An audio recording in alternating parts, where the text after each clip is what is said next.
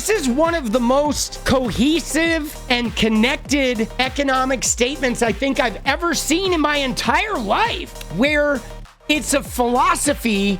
And it reminds me of like a coach coming in and saying, I'm changing the culture here in the building. This speech has been amazing because not only has it outlined the very specific pinpoint things, but it has outlined them with an overall vision she has for the future and for how she wants to proceed as she develops. Because you never just do one policy and your job is over. You do a policy, the universe provides some feedback with how it's working, and then you need to change.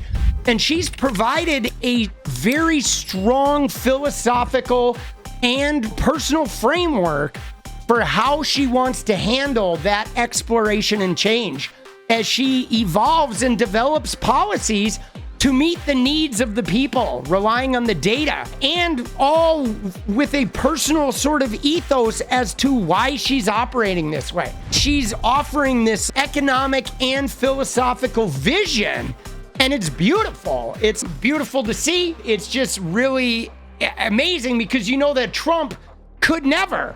He could never, because he doesn't have a philosophy. The entire linchpin of his whole campaign is this world sucks, and he's the only person in the whole world that can fix anything, and he's gonna fix everything. You know, your depression, your money, the foreign governments, all the wars. He's just gonna come in, and in like 5 minutes, he's gonna have the whole world just fixed. And we know that's bullshit, because he's a fucking disaster, bro. You watch him speak for 10 minutes and it's like, God damn, homie can't even fix his fucking sentences, much less be able to fix the whole fucking country. The American economy is the most powerful force for innovation and wealth creation in human history.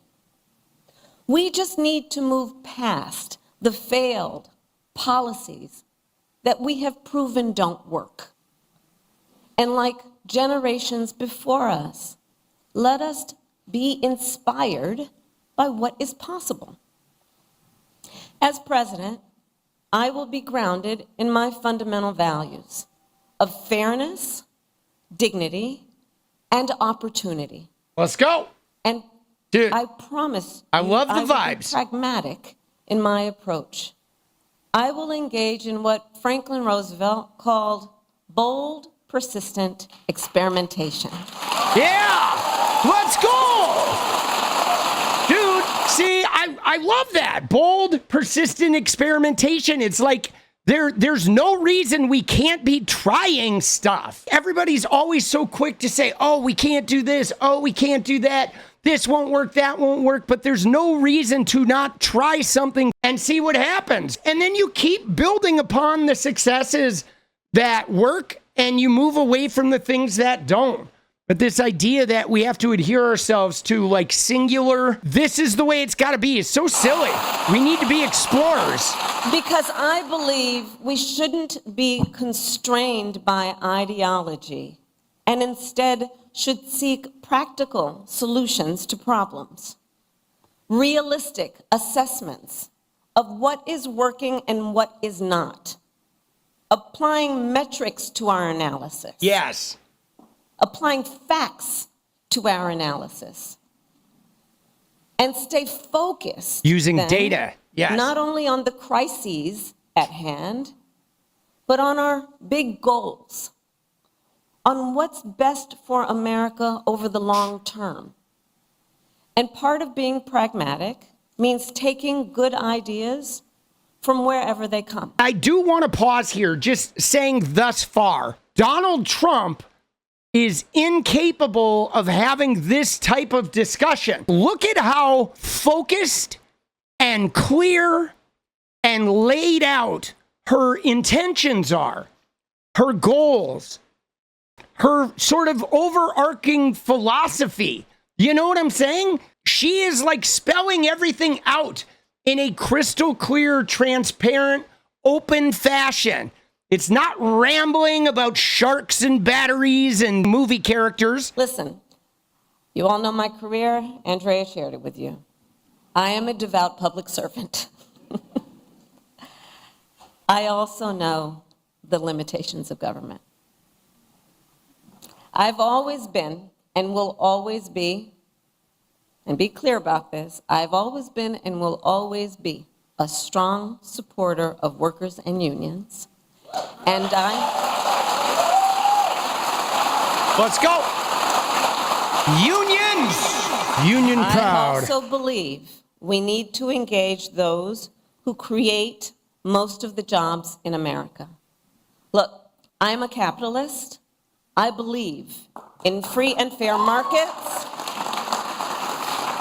That's a big problem, though. I believe in consistent and transparent rules of the road. I don't think we have free and fair markets anymore in America. That's part of our problem. The power of American innovation. I've been working with entrepreneurs and business owners my whole career. And I believe companies need to play by the rules. Respect the rights of workers. Wait, didn't Trump say she was a fascist, communist, socialist, Marxist? Wasn't that it? She's a socialist, Marxist, fascist, communist? Like, dude, what a fucking dink, bro. I mean, Donald Trump is just a fucking dink. Over the last 4 years, there have been tremendous economic wins, and you've just laid out a big plan. But still, polling shows that most likely voters still think Donald Trump is better to handle the economy. Why do you think that is? Well, here's what I know in terms of the facts. Donald Trump left us with the worst economy since the Great Depression when you look at, for example, the employment numbers. It was during COVID, and employment was so high because we shut down the government, we shut down the country. Even before the pandemic, he lost manufacturing jobs by most people's estimates, at least 200,000.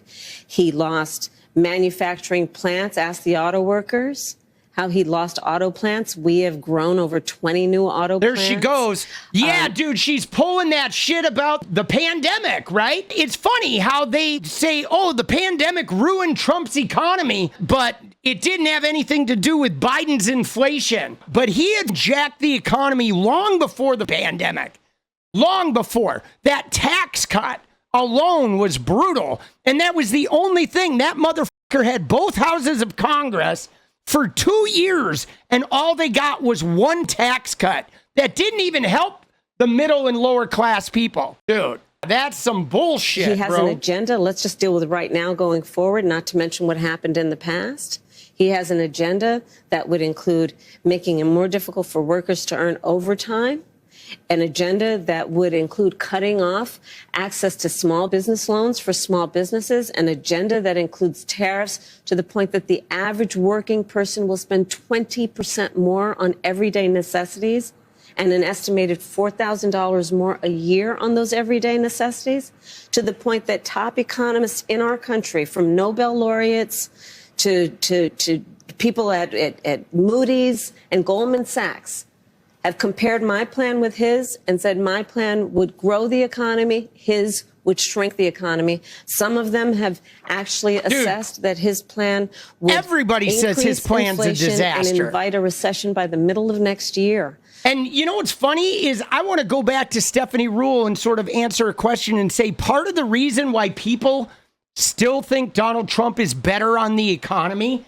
is because you have helped propagate that idea, not just with Donald Trump, but for the last 50 years, the corporate news media has always tried to say that Republicans are better with the economy when every time they fucking ruin the economy.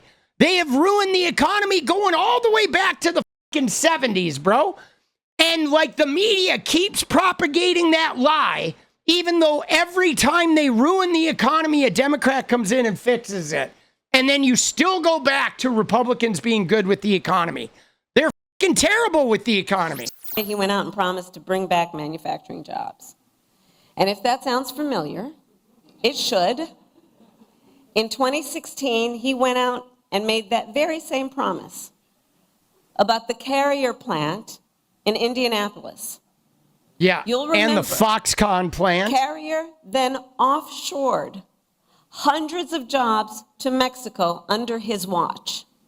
Dude, and it wasn't just there. That was the story of Trump, dude. Remember the Foxconn plant? They broke ground. They took photos, their gold shovels, and never happened, never materialized. Trump's watch, offshoring went up, and manufacturing jobs went down across our country and across our economy. All told, almost 200,000 manufacturing jobs were lost during his presidency, starting before the pandemic hit. Before the pandemic. Making Trump one of the biggest losers ever on manufacturing. Dude, the biggest losers. You're fired! That's right. Concept of a plant. Dude, he is the biggest loser. Yeah, dude, Barron Trump freaks me out, bro. He looks like a fucking serial killer, boss. He does. Like, I don't trust him. He seems fucking smarmy. He never talks, bro. He's so creepy, dude. Barron Trump. What a fucking creeper. And we will work to reduce other big costs for middle-class families. We will take on bad actors who exploit emergencies and drive up grocery prices by enacting the first ever federal ban on corporate price gouging. Let's go, let's go. I had the experience of dealing with that when I was Attorney General. We will take on Big Pharma and cap the cost of prescription drugs for all Americans, just like we did for our seniors. Now, by contrast, Donald Trump has no intention of lowering costs for the middle class. In fact, his economic agenda his tariffs, will actually bro. raise prices. Dude, that shit he's talking about with the 200% tariff on John Deere? Like, bro, there's going to be like $200,000 tractors, boss. You're going to be able to buy a Lamborghini before you buy a fucking tractor with Trumpy at the helm. I'll be honest with you. I don't think he even... Like, I think Trump's obsession with tariffs isn't about understanding them. It's because tariffs are like leveraging a threat. Tariffs are like, I'm going to make it so you're so uncomfortable that you got to do it my way. That's why he likes tariffs, because that's the only thing he knows is to try and roadblock. Oh, you won't do what I say? Okay, I'm going to make you really uncomfortable.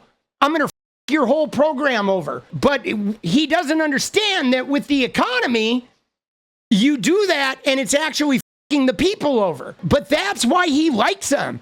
I don't think it has anything to do with the actual function of them. It's just the only way he knows how to operate. Dude, he's just not smart.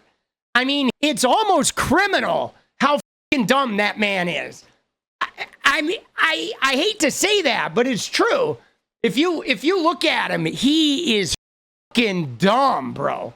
He is. He's not smart. Like, when I saw him get interviewed on the Aiden Ross kick stream, I was like, oh my God, these two guys are at the same intellectual level, bro. They are both like, you know, like 1.5 years of paint huffing IQ level. He and Aiden Ross they're right there, bro. Those two guys, if they took an IQ test, I bet they finished like a half point from each other, dude. They're the kind of people who would say somebody's a Marxist, communist, fascist, socialist, and they think they actually made a real point, dude. For people who want to buy a home, yes, getting a $25,000 kicker would be great. But it's not just affording a home. We don't have enough in this country. You're absolutely right. And one of the main problems are regulations and rules, strict rules at a local level. How does the federal government cut through all that red tape and get down to, I know, the suburbs of Pittsburgh and say, we're going to have to build some affordable housing here? How do you connect the two? Yeah, see, this is where I believe the prosecutor comes in handy. Like, her prosecutorial ability to negotiate with people and find solutions is really helpful, as opposed to the Trumpian method of, I'm going to extort you unless you do what I want, and blah. So you're absolutely right. So across our country, people rightly are concerned about the cost of housing. So it's home ownership, to your point. We need more supply. That is without any question, part of the solution. Creating more supply under my plan includes creating tax incentives to work with the private sector and home builders. Part of my goal and the plan would be to create 3 million new housing units for rent and for ownership by the end of my first term. It includes also what we must do to cut red tape. You're absolutely right. It takes far too long, and there's too much bureaucracy associated with home building. And there is another little hidden thing though too, is in the sort of more moneyed neighborhoods, they don't really want affordable housing. They want it to be not affordable because that makes all their property values go up. And that's kind of the dirty little secret that nobody really talks about. I mean, dude, we have it here in Portland where with some of the zoning laws that are designed to keep property values high. I say that as a devout public servant. I know that we have to reduce the red tape and speed up what we need to do around building. And that is going to require working from the federal level with state and local governments. And it's going to be different in different places, depending on the needs of that community, the needs of that local government, that municipality, but working in consultation and coordination and also around incentives that we can create. For example, some of the work is going to be through what we do in terms of giving benefits and assistance to state and local governments around transit dollars. Yeah. And looking holistically. Ooh, that was a good at the answer. Connection between that and housing. Yeah, that was a good answer there. There's all kinds of ways to create value. The incentives we in the federal government can create for local and state governments to actually engage in planning in a holistic manner that includes prioritizing affordable housing. Dude, that's so smart. And what's more is that is something that is customizable to every different type of municipality. It's not a one size fits all. Right? The way you're going to encourage home building in New York City is going to be very different than the way you're going to encourage home building in Birmingham, Alabama. Really smart thinking, man. She's nailing it right here. She just provided one of the most thoughtful and insightful and connected answers to a question that is so specific. I don't think I've ever seen Donald Trump get that specific even about what fast food he's going to eat for the night. Expanding that child tax credit, or you mentioned housing before, giving that extra money for a first home. If you can't raise corporate taxes, or if GOP takes control of the Senate, where do you get the money to do that? Do you still go forward with those plans and borrow? Well, but we're going to have to raise corporate taxes, and we're going to have to make sure that the biggest corporations and billionaires pay their fair share. That's just it. It's about paying their fair share. I am not mad at anyone for achieving success, but everyone should pay their fair share, and it is not right. You know what's up right there is why does she get this different treatment than Donald Trump does? Because did you see what she just did right there? What Stephanie Ruhle did? She basically said, oh, I hear you have this plan, Kamala, but what happens if you can't execute your plan because of Congress? But like, when have they ever put that kind of scrutiny on Donald Trump? Not only Donald Trump had both houses of Congress and accomplished nothing, he had the trifecta and got nothing done. And they never call him out for those failures of having a trifecta and not accomplishing something. But she's like saying, well, what if you can't do your plan? What are you going to do then? But they never apply that kind of logic to Donald Trump, ever. They never ask him, how are you going to pay for the deportation of 11 million human beings? Or what's that going to do to our undocumented workforce that feeds this country? You know what I'm saying? Like, that is some horse shit. Can I ask you about tariffs? Because you just mentioned it. It's not just with one company. Donald Trump's sort of big idea is this broad-based tariffs across the board. You and many others have said that would be not only disastrous, but it would be a direct tax on the American consumer. It would be a sales tax on the American people. Dude, the worst. Independent economists have already measured this. It is literally the worst economic idea. And what's funny about it, too, is after his first term with China and the tariffs and the, like, stupidity and the failure And what does he do? He comes back 4 years later talking about even crazier fucking tariffs, right? Like, and 200% on John Deere. Like, dude, everything's a threat to him, dude. He thinks he's still on The Apprentice. You have laid out policy in great detail. Yeah. But the economy is an unpredictable beast. And you are running for a job that takes extraordinary instinct and guts. Yeah. What's the last time you had to make a gut decision? This here is very prescribed, very controlled. Yeah. Probably the biggest gut decision I've made most recently is to choose my running mate. There you go. Good There answer. were lots of good, incredible candidates. And ultimately, that came down to a gut decision. Yeah. I know I'm out of time, but That then was I huge. just want to ask you a question from my gut. Dude, Okay. great Because answer. today we're talking about God, she's good. Excuse me, we're talking about the economy. Yeah. And people don't think often about reproductive rights being an economic issue. But Oh, it it's is. huge. A woman's ability to plan her future, her education. Yeah, to be able to get in the workforce. This is so huge. If you go back to Roe v. Wade in the early 70s, like 1973, I believe, the reason why we have women CEOs, the reason why we have women business owners, the reason why we have women in government is because of the right to abortion. Like, this is so huge. For life. Today, and in the last few days, Donald Trump keeps talking about it and how in overturning Roe v. Wade, he helped women. He protected women. No, he says didn't. they're miserable today. They're poorer today. They're more vulnerable Dude, today. he's full of shit. He said he will be the protector of women if elected. Can you Look at her respond to that? face. So Donald Trump is also the person who said women should be punished for exercising a decision that they rightly should be able to make about their own body and their future.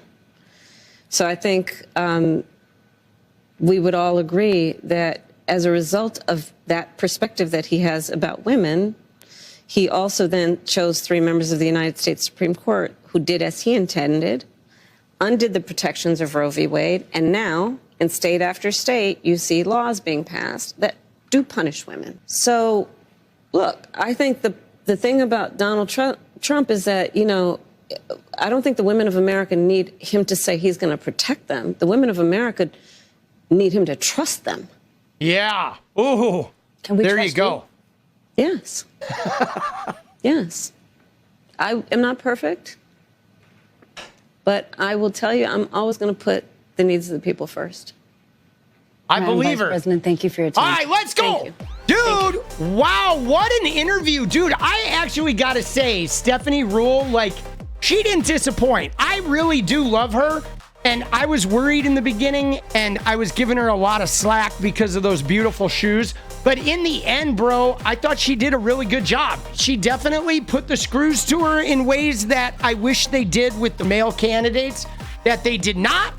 You know, that they never do, but she kind of put Kamala to it. But I thought overall that was a fair interview.